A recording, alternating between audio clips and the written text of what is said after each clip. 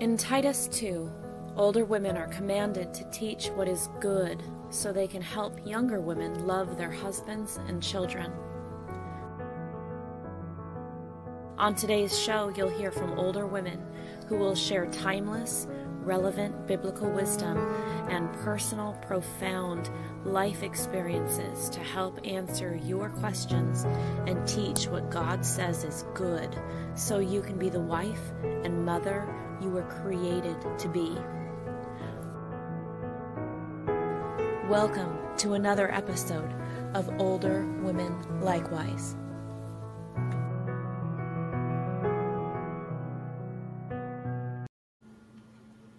Hello and welcome everyone to Older Women Likewise. This one goes out to women who have not yet married, and I'd like to start tonight's conversation with the obvious. Every woman who marries a person with unique preferences and opinions, some of which will be quite at variance to your own. He will have his own mixed bags of quirks, weaknesses, and regrets to overcome. So do you and I. We'll be pointing out some key things to look for in this program, and we don't want to leave the impression that a woman should be looking for perfection. That being said, outside of becoming part of the bride of Christ, the second most significant decision one will make will be selecting this marriage partner. Our spouse will either be one of our greatest advantages or one of our greatest hindrances in not only experiencing a happy, fulfilling life now, but also in whether or not we will gain eternal life. So we at Older Women Likewise, we want that so very much for you. And we want you to love life and see good days on earth, as we read in 1 Peter 3, and to have a partner to pursue righteousness alongside. We've got some ideas tonight that we hope will inspire you to be nice to your future self by noticing some qualities that are more likely to lead to a happier life, both in Mr. Right and in yourself. So as we go through our 10 ideas tonight, keep in mind that both you and your husband will often need to show one another mercy, patience, and grace as you grow and mature together. We are all works in progress, right? And these are the qualities that we are shooting for, all of us, for a much, much happier life. So these will apply to you, most of them, and also for Mr. Right. So let's start off tonight, ladies, and welcome Isla King. Good to see you again. And Alison Graham, so glad you're here. So Mr. Right, number one, we got 10. Mr. Right is either a Christian or he wants to be a Christian shortly after he meets you and hears the gospel. So 2 Corinthians 6:14 and 15 says, "Do not be bound together with unbelievers. For what partnership has righteousness and lawlessness? Or what fellowship has light with darkness? Or what harmony has Christ with Belial? Or what has a believer in common with an unbeliever?" So this is a concept straight from God. So I would encourage the ladies listening that Mr. Right is not a diehard member of a denomination who, when he reads the Word of God, of the Great Commission, is more impressed with what his church teaches than what God says. He has a tender conscience, and his first allegiance is to the Lord and his Word, even above the people that he loves. What do you guys think on this particular point? Well, and Cindy, we also need to be sure that a woman needs to be sure that while he may obey the gospel after they start dating or when they become serious, but we have to not be pushing him to obey the gospel or just to get baptized, because we've all seen it, haven't we? Men or women that get baptized for the spouse or the spouse to be, and then fall away later on, or just become lackadaisical or show up but aren't really committed to the Lord. Yes, another thing on this that I wanted to point out was Mr. Right is self-motivated by a love for God, and you can tell that his faithfulness to the Lord will not depend on like external factors, like how great things are going in your congregation where you worship. because negative external factors are going to bombard you throughout life. I mean, life is full of storms, and more storms than you think. But if your man loves God, no matter what, you're going to be okay. That's so true. And I think it's also important for women to think about how do you attract this Mr. Right that is a person that is good and kind. And you know, a lot of times I'll look at social media, and a lot of girls, the way that they are presenting themselves to the world is as an object. And you know, I don't, you just love the whole duck face and the you know, all that. It just, if you are trying to be sexy with your social media, if that is what you want to present to the world as who you are, when you are fishing with that kind of bait, there's one kind of fish that you attract. Somebody who is Mr. Right and really loves God. Now, they're still going to like seeing, you know, seeing things that are maybe inappropriate or whatever. But the person who wants to be there for you and be your rock is not going to be the person who is attracted to that. That's so true, because when you're looking for your Mr. Right, you're looking for a spiritual leader for yourself and for your children. And when you find that man who talks to God and he talks about God with a heart, from his heart, and with a heart of service to God, you need to grab him. He's your Mr. Right. Yes, you want you want a patriarch in your family. You want a man who's going to influence your children to seek God. This is so, so important. You want more than just a man who attends services. Yeah. You want a man who works and worships with the church. I mean, think of it. Can you see him as a future deacon or elder in the local congregation? Is this where you see his life headed? And the future deacon or elder want to be married to somebody who their entire Instagram feed has them in a bikini. Exactly. Is what they want. And so you have to be, you know, you have to be the kind of person that's going to attract that kind of man. Exactly. I used to tell my daughters all the time, don't advertise what you're not selling.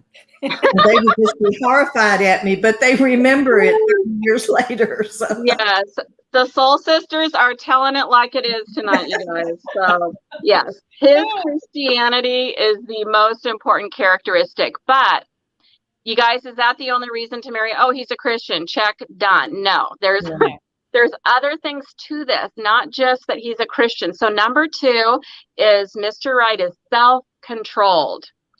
I mean, this is a non-negotiable quality that God, through Paul, said that Titus was to urge the young men to be in Titus 2:6. So let's talk about, what does self-control look like in a Christian man? What are your ideas, Isla? One of them to me is, if he's committed to you at whatever level, he should not be flirting with other women, girls. He should not be looking at them. He shouldn't be comparing you to others. His focus should be on you, on encouraging you to be a better you. Yeah, that's a sign of a fragile ego, if he needs to flirt with women to build that ego. And sometimes the women are online, and so that kind of brings up this thing on self-control. He's not addicted to anything, because whatever he's addicted to, you guys, you will suffer alongside him. There will be a lot of suffering in your life. I mean, Jesus said, in this world you will have tribulation. The key to a happier life is not piling on self-inflicted, unnecessary suffering on top of all this other stuff that's coming at you. What else, Alison? Well, I think, you know, it's kind of a sickness that I think that girls have, that these guys, and they're super cute and all the girls like him. And he's just like, oh, I like this one and this one and this one. And he's sort of a womanizer. Okay. And for some reason, we feel so special when this guy turns to us and says, oh, you don't know what's going to be for the next, 2 weeks, maybe, Right. but I like you. And we feel so special. And we are so driven by that. And a lot of times it even is like, this girl likes him. And I just want y'all to know that I got him and y'all couldn't get him. All these things are like, girl, if you feel that way, you are in a lot of trouble. You are going down the wrong road. And I think a lot of times the boys are, they're attracted to the shiniest new toy. And sometimes you are the shiny new toy. But the problem with that is there will always be a shinier new toy coming in the door later. You can't sustain that. It's somebody who loves you and not the shiny new toy. And that's the thing is when he's doing the womanizer and this and here, and he likes girls all the time, it seems, because you think about him all the time, you're trying to think of ways to keep him and attract him. That seems like love, I think, to a lot of girls. Okay. You need to run. That's an exhausting way to live. Yeah. It is. Decade after decade of, competing with the world for the attention of, the flirtatious man. And Anything else you want to add? And if he's addicted to anything, you're doing the same thing with his addiction. You're you're competing with it constantly. Another thing I used to tell my daughters, because they would one would date a boy, and sometimes it was just dating, and then he would like the other sister, and they would just be all distraught and mad. I said, look, any guy that likes you and your sister and goes back and forth, he does not love you. I don't care what he says. If he loves you, he loves you. He's not bouncing around like Alison described. That's not Mr. Right at all. So another point on self-control, you guys. Another way that a man expresses self-control is he doesn't look for the easy way out, the path of least resistance all the time, but he is willing to take on meaningful challenges. And, some of those challenges are going to be like, in what kinds of areas, you guys? Financial, right? Well, and a person who is a mature person, who will be your Mr. Right, he's willing to wait for those pleasures of life, whether it's a new car, a new computer, or even to wait for you. And if he's pressing you, or if he's, to give him that pleasure early on, then he's not the best. He's not the man for you, because it's always going to be something more. Well, I also think, what happens if you're in a car wreck and you break your both legs, or, my brother-in-law fell one time and broke both of his wrists and had to be helped if you are married to somebody who can't be bothered with that, you're in trouble. What if you have a child with Down syndrome, or has a special needs child? He can't be bothered with that. You do not want that. You do not want that. Right. And the Christian element is going to play into that. Goes back to our foundation on marrying a Christian man, because he's going to have that quality of faithfulness no matter what those external circumstances are. So let's transition now to idea number 3, which is Mr. Right is energetic and diligent. I mean, he is not fearful and passive. He has put childish things away. 1 Corinthians 13:11. I think that goes back to a lot of what you're talking about, Alison. All those ways of Mr. The player, that's a childish thing. He works mentally and physically and is not afraid to sweat. God says in Proverbs 13:4 that the soul of the sluggard craves and gets nothing, while the soul of the diligent is richly supplied, unquote. So you are along for the ride of either craving and getting nothing because you're married to a sluggard, or a richly supplied soul. So don't marry a sluggard, even if he's tall, dark, and handsome and says all the things at exactly the right time. Do not marry a man who is not diligent. What are you guys' thoughts around that? And if he's not diligent by the time he is of an age to think about marrying, he's not going to all of a sudden accidentally become diligent. if he doesn't have any kind of orderliness in his life, and I know his room's not going to be as pretty, his dormitory room's not going to be as nice as yours. Maybe. If he has an apartment, it's probably going to be a little less organized than what you would. But that's the joy and the benefit of women. I mean, that's what we bring to the man. But he should pay his bills, for example, pay his bills on time. He should complete his work assignments, or if he's in school assignments. And always he should serve the Lord diligently. Mm-hmm. I was going to, being poor is not disgraceful, but being lazy. Yeah. And, I don't care how super cute he is sitting there playing those video games all day. When the rent is due and the baby needs diapers, it ain't cute. Yeah. Don't you love a man who enjoys working? Yes. Oh, yeah. What else, Alison? More, Alison? Anything else? That's it. That's all it. All right. Yes, he does not sit around waiting to be served, but instead has that beautiful servant's heart. Yeah. Isla, anything else on that one? I tell you, a man who's energetic and diligent and is a Christian will never be out of a job, because that's the kind, any employer wants that kind of person. He should enjoy his job. Your Mr. Right would enjoy his job, but he won't be so obsessed with it that he becomes covetous of more position or more power or more prestige or more money, such that he doesn't focus on his family, on God and his service and his love for you. So there's a balance there in his diligence. Yeah. And I appreciated your comment about that's one of the fun things about starting a life together, is that you get to kind of manage the household and keep everything in order. But let's just give a little nod right here for the young men who actually are more orderly than the girls that they date, because that happens.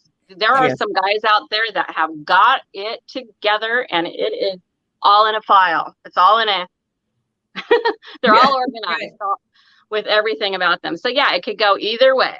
But I just want to clarify that one. So number 4, he is confident. So I'm thinking about 2 Timothy 1:7 says that God has not given us a spirit of timidity, but of power and love and discipline, unquote. So he's not arrogant, but is most assuredly confident, and thus generally well liked. I mean, if he's not liked, it's like he's not liked by the right people. But generally speaking, because he's confident, he uses his talents and is appreciated for that. What do you guys think about confidence? Is that an important quality to look for, or what do you think? For sure. I think if you're confident, it helps you receive criticism. And that's so important. It seems like it's two totally different things, but it's very, the way that someone receives criticism. Yeah. It tells a lot. If they get back and they're like, I can't believe, and I think narcissism in our society right now is so, I can't possibly be wrong. If something happened, it had to be somebody else's fault. Oh, yeah. Right. All of that. Girls, red flag, big red flag. You do not want somebody who's never wrong. He needs to be confident enough in himself that when somebody corrects him, he can say, okay, you know what, that may be right. And to accept that. That's huge. That's huge. You want that Mr. Right, to me, shows that quality of being quick to hear or to listen and slow to speak and slow to anger.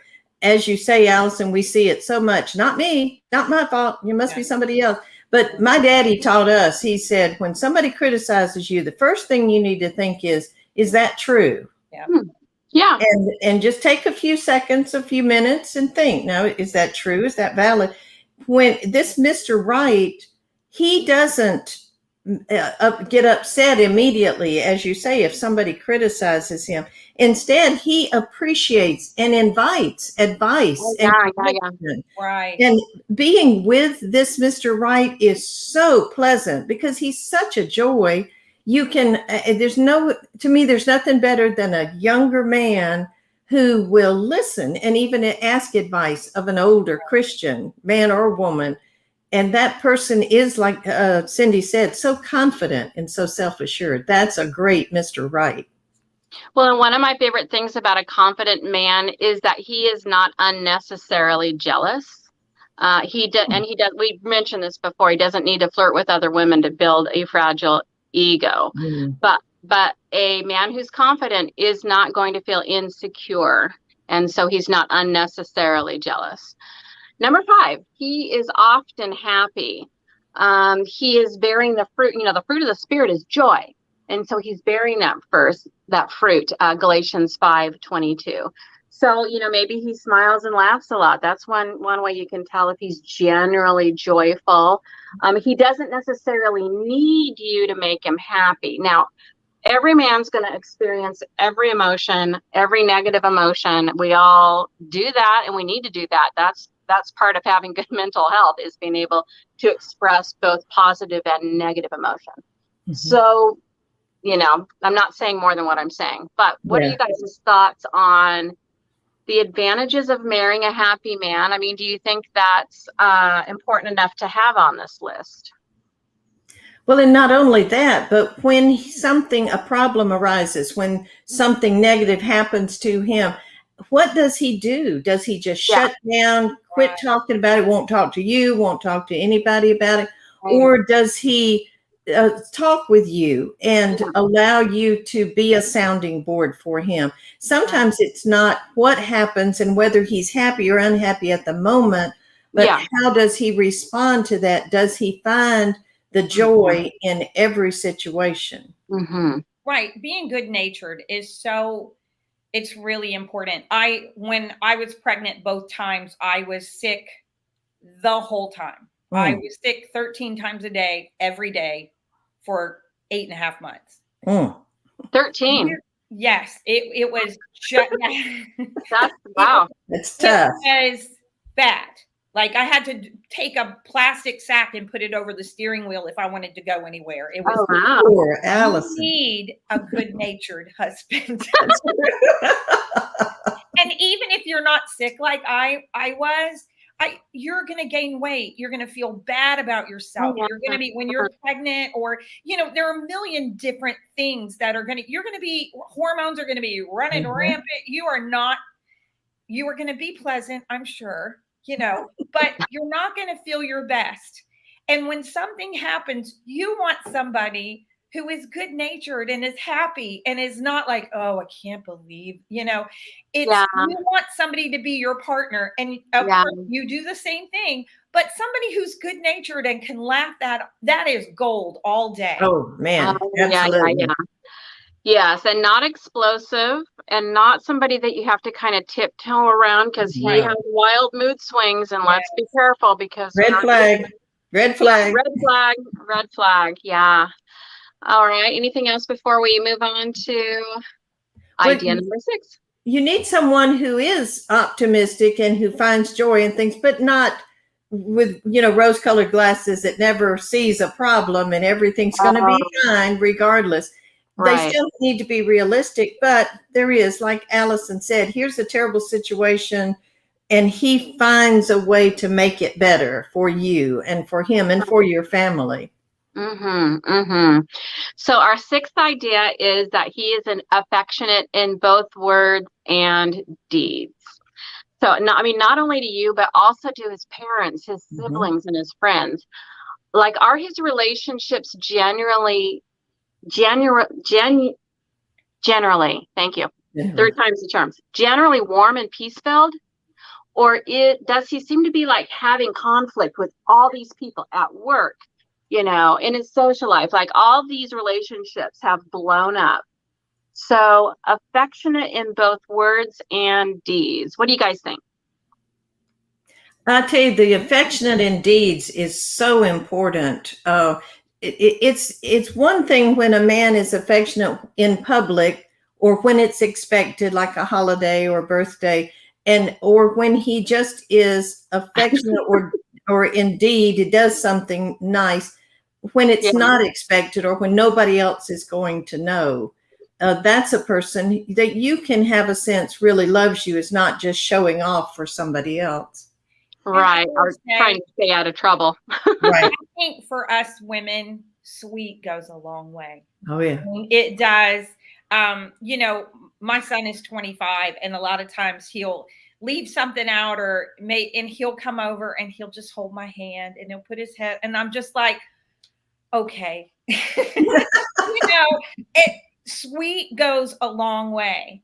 I think, especially with women. And honestly, it's not, you have to think in the future as well. If you're okay with harsh and you're like, I can handle it. You have to think about, this man is going to be talking to your children as well. It's important for them to have somebody who is an encourager. You know, the Bible talks about that throughout, to be an encourager. You don't want a Debbie, I don't know, when to be Debbie Downer, what was Douglas Downer, I don't know. You don't want that.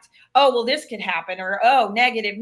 Nobody wants that. And even if you feel like, okay, well, I can overlook that, you have to think about your kids are going to be raised by this person as well. Yes. And you're going to be furious if he is not gentle with the children. Right. So that's so important.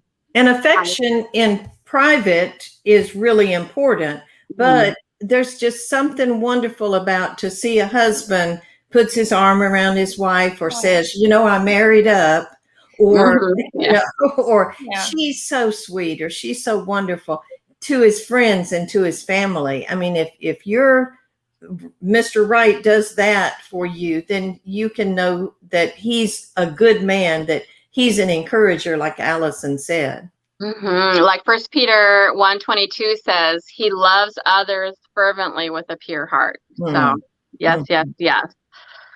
So, and because he's affectionate, and hopefully you have major chemistry, you will likely feel it a challenge to keep yourselves pure before marriage. So I want to talk about that a little bit. Here is something that might help in this department. Love one another's souls more than any other part of each other, and often pray together about everything, including the strength to overcome sexual temptation. And I do have, if you go to nomadsyouandI.com, I have some podcasts that go into a little bit more detail if that's a challenge for you. Any other thoughts, girls, before I move on to idea number 7? We good? Good. All right. So idea number 7 is that he is your other half. He's not necessarily like you, but your qualities are what he needs, and his qualities are what you need. So your strengths and your weaknesses balance and complement one another, and you bring out the best in one another. What do you guys think about this one, that he is your other half? Well, I will say one of the reasons I chose my husband is he could speak to me in a way that when I was upset, he could calm me down. He was just that. And there were very few people, I mean, you know, not that I have a temper or anything, but just that I'm sort of like this. Okay. And he's like this. Gotcha. And maybe you've noticed, you know, I can use a little of this. Yeah. And you know, we complement each other. If we were both like this all the time, up and down and dramatic and quiet, you know. Yeah. I don't think that would work, but we complement each other. Exactly. Anything on this, Isla? Well, if Mr. Wrong is not going to see you as the balance for him, maybe he thinks he's perfect as is, or maybe he doesn't, you know, something that you fill up for him irritates him. And so don't go with him, you know, let him go by the way. But look for that man that appreciates the qualities that you have, and find the man who sees that you each need the other, so that you can make a happy home, and so that you can accomplish the Lord's work. Yes. So number 8 is Mr. Right is wise. So Jesus said in Matthew 7:24-27 that quote, everyone who hears these words of mine and acts on them may be compared to a wise man who built his house on the rock, and the rain fell and the floods came and the winds blew and slammed against that house. You guys, let me just pause right here and ask you, does rain fall? Has floods come into your house? Winds blow and it's slamming against your house. Like, this is inevitable in your life. This is happening. So let me go on to read here. And yet it did not fall. And here's why. For it had been founded on the rock. Everyone who hears these words of mine and does not act upon them will be like a foolish man who built his house on the sand. And the rain fell and the floods came and the winds blew and slammed against the house, and it fell, and great was its fall, unquote. So here's my encouragement. Marry a man who will build your household on the words of Jesus Christ. And what might that look like? What might a wise man look like? Again, we've mentioned this. He's willing to wait for sexual intimacy in marriage, because that's what Jesus said. And doing what Jesus says is building one's house on a rock. What else, you guys, might wisdom look like in a man? I think a wise man will, even at a young age, begin to think of financial security for his family, for himself, for his wife, for his family, and make those preparations early on, as soon as he's able to. Yeah. What do you think, Alison? I was just going to say, being wise doesn't mean that he has all the answers. He's got it all figured out, because nobody, depending, it doesn't even matter what age you are, nobody has it all figured out. But it does mean that he knows where to get the answers, and he knows to go to God to get whatever it is. And it doesn't mean he's got a 401k and this and that. It doesn't necessarily mean he's responsible, for sure, but it doesn't mean that he has all the answers. It means that he knows where to go for the answers. I love that point. And learning alongside him, that's a great part too about us Christians. If you're both going to the same source for the answers, is learning alongside each other and learning things that he's picked up that you've not picked up from the Word of God. I mean, to me, there's nothing that makes me feel more safe other than knowing that my husband is wise. I mean, that's the quality that to me makes me feel the most secure, that I can trust him with to be mature when it comes to like family decisions, because he's going to those principles in scripture. He's getting counsel from other wise people around him. He knows who to ask to get those answers. Isla, anything else? If when you're dating someone and you don't feel like you can lean on them to solve problems, if there's a problem and wisdom is needed, if you don't think, well, let me talk to him about this, if you think, oh, he won't know anything, let me talk to, then he's not Mr. Right. So number 9 kind of goes back to how this whole list originated. I mean, I started writing this when my daughter was 16, and if it sounds familiar to some people, it was published in Focus magazine years and years ago. And my husband and I had only known each other 4 months when we got married, and it worked. And she's 16 years old. She's getting ready to begin dating. And I'm like, why did this thing work? I was 17. He was 21. We'd known each other 4 months. And here we are, and so I started collecting things that seemed to contribute to that success. And this was one of them. You feel like in many ways you married up, not so much financially, but in all the more relevant ways that we've just talked about, you guys. Wisdom, confidence. He's got a joyful spirit, all those things that, I mean, you're so thankful for him that you may wonder why someone like him is interested in someone like you. Like, that was my first thought when my husband started dating. I just felt so grateful. Like, wow.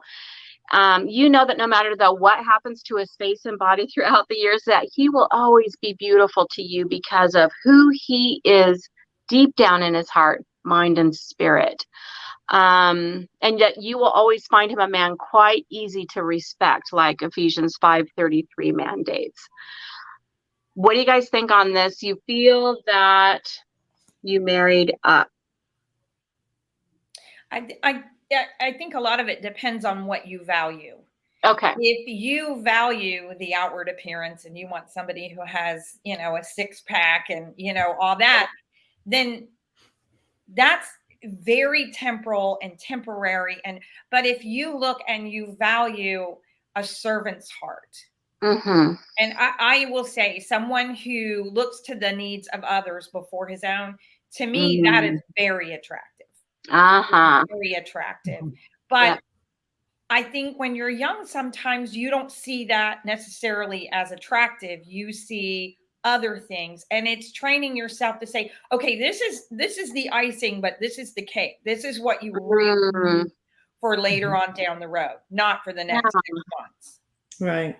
Uh, But I think too that on all the things you were saying, I think he should feel the same way about Yeah. you. yeah.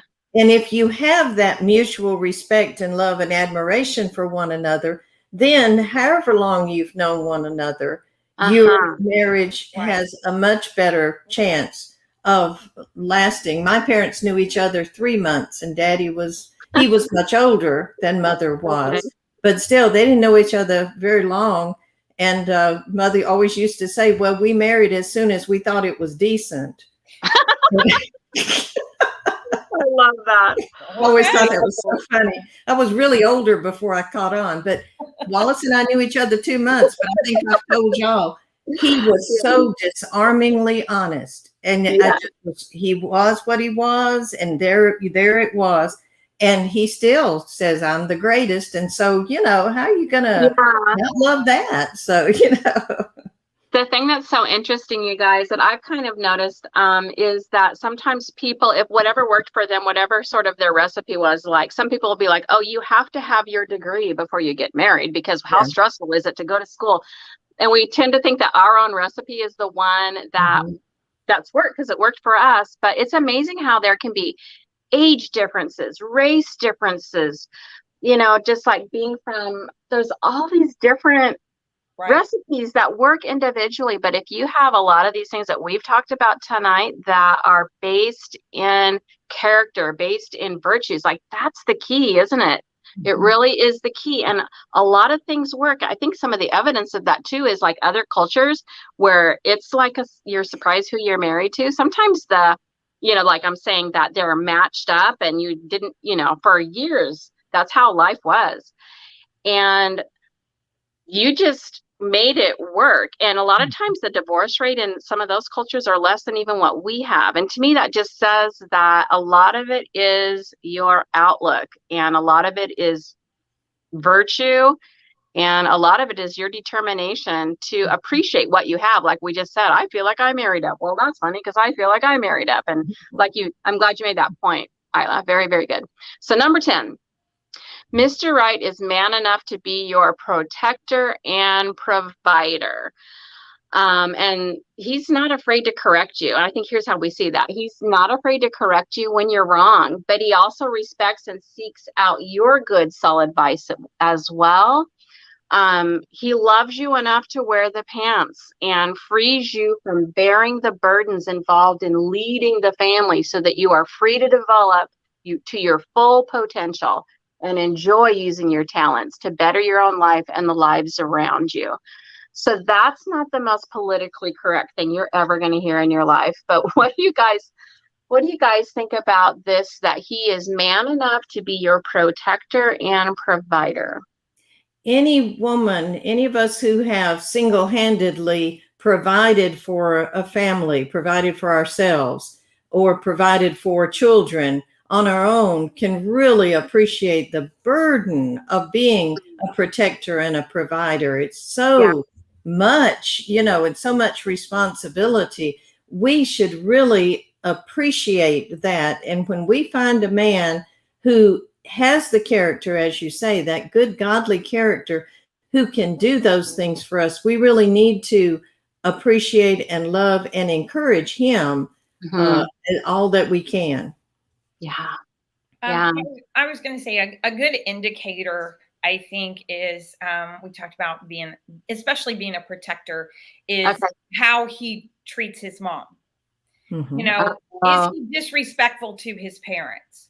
Because usually if he's disrespectful to his parents, he's going to be disrespectful to you. Yes. And sometimes I think when you're young and you're pushing away from your parents because you want to be independent, that disrespect, it seems really cool because it seems to be you and him against the world. But when it's flipped and they're gone and now he's being disrespectful to you and being that it's not as attractive then. Mhm. So it's just, if he is very kind and respectful and he helps out, he's not just sitting on the couch doing nothing the whole time. If you see that, that's a really good indicator of what things are going to be like later for you. Mm-hmm. Agreed. And so much, not only his mother, but his sister also, because a man that just will let any other guy treat his sister any old way is going to do the same to you. Good point. Yes. Agreed. All right. I'm ready to close us down here with some closing thoughts, ladies. Anything that you feel like we've left out or you wanted to add that we didn't get to? I just think to reiterate what you said in the beginning, that like, you are not marrying Jesus. You know, he is not perfect. You are not going to find somebody who is absolutely perfect. Only one man was perfect. But you can make your life much easier, just like you said before, Cindy, in looking for these qualities and making sure that he's a godly man.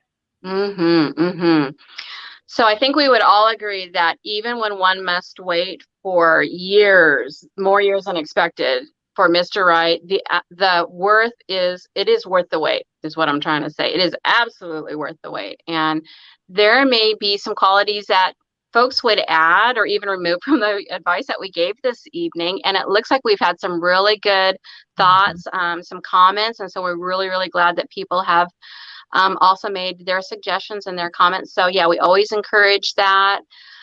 And especially if we've left out any of the qualities that God requires in our character. So please add comments on that. And let's always together be praying for wisdom among the next generation as they make this life-changing decision. And just a side note before Isla makes our closing comments, and that is this: Mr. Right is certainly looking for Miss Right. So the best use of a young woman's time during her single years is to build the qualities in her own character that will prepare her for a lifetime of happiness in her marriage. So be wise and choose wisely, sisters. We are praying for you. Isla, what's our announcements tonight? Well, we want to appreciate, tell everybody we certainly do appreciate all your comments. And I wish we could just stop and respond to each one. And it just, doesn't always work that way for us. But thank you so much for all that you've said. And our producer has put them on the screen so that everybody can see them in real time. And we appreciate that of her to do that for us. So thank you for being with us again, and come back next Thursday night when we're going to hear the second part of the lesson on Haggai that Teresa Harris is going to present for us next Thursday evening. And Alison, we appreciate so much you being with us. Always a joy. Absolutely. Always a joy. So we're looking forward to more occasions for us to be together. Yes. Ladies, remember to tune in to Answering Religious Error on Tuesday evenings at 8 p.m. To be sure to continue and follow their lessons on keeping my head on straight that the men are presenting. Also on Wednesday, if you have Bible questions, they are glad to answer them Wednesdays at noon, and those are Eastern times. So thank you so much for being with us. Please support us on Facebook and on YouTube, and tell your friends to join us, share our videos and the memes that we put out daily. All of these are meant to help all of us to grow in the Lord. So ladies, good night. Good night. Night.